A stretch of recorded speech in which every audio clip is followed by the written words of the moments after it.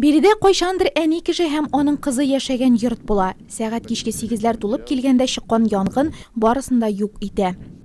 Данный жилой дом, в котором погибло... Бу торак йортта хуҗабикә һәм аның 1979 елда туган кызы һәлак булды.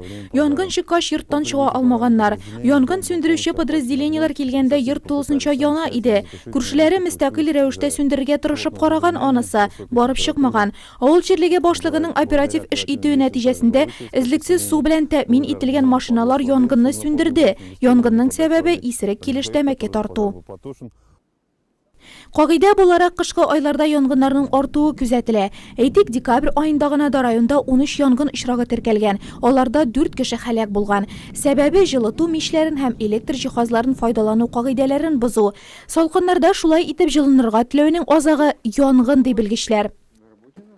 В рамках операции «Жилище 2017» Турак дип аталучы операция барышында без ялгыз яшәүче пенсионерлар, күп балалы, имин булмаган гаиләләр, тәртипсез тормыш рәвеше алып баручы кешеләр торучы йортларны тикшерәбез. Электр җиһазлары, электр мичләре торышына аерым игътибар бирәбез.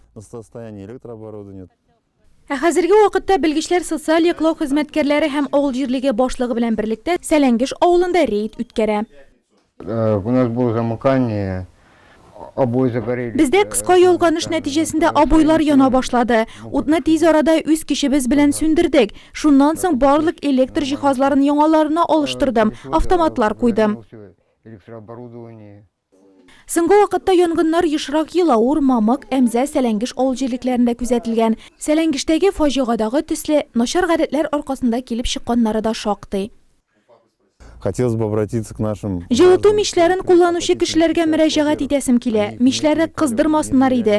Кечкенә балаларның үзләрен генә калдырмасыннар. Мичне ягып җибәргән очракта да аны гел күзәтеп торсыннар. Төтен юлларын чист тартырга кирәк.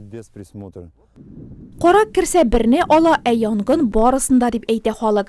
Ләкин еш кына янгын дигән каракны үзебез теләп йортка кертәбез түгелме? Һәлак булганнар саны уйланырга мәҗбүр итә. Нельзя птать спички. Вы можете сожечь что-нибудь специально, и то может сгореть.